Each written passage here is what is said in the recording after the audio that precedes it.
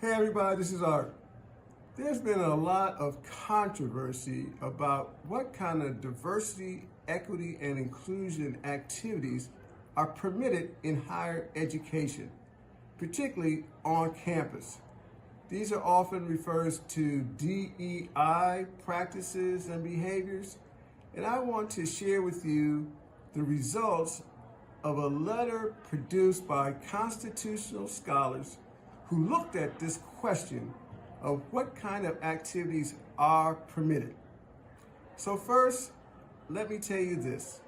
The scholars shared that DEI activities that are to undo the effects of past discrimination, that is to combat the past discrimination and biases, are permitted as long as they do not involve racial classifications, race-only kind of behavior.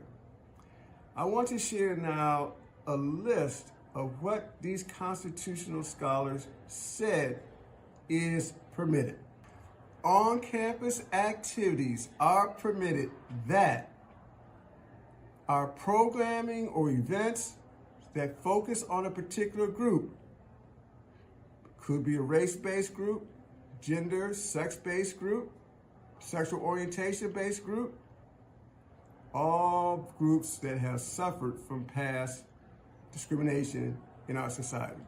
Affinity groups like residence halls that are open to all, but particularly focus on some affinity, whether that be African American, women, LGBTQ, Asian American, Latino American, or other identity.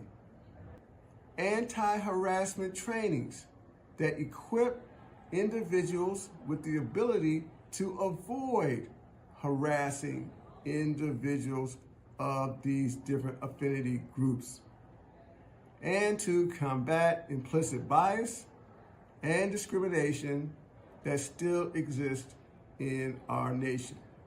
Next on the list of the constitutional scholars as permitted activity are investing in professional and impartial internal investigations and compliance units to track, receive, and respond to complaints of bias, harassment, or discrimination.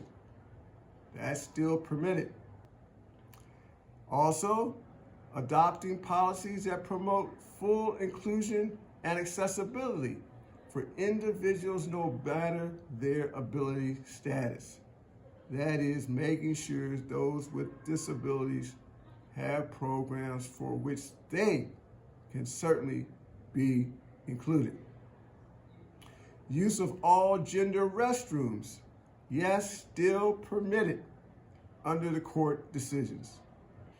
So I just wanted to share some of the examples of what is permitted so that we don't get off track about what's illegal under the U.S. Constitution or subject to retaliation by the Trump administration. These are not the same.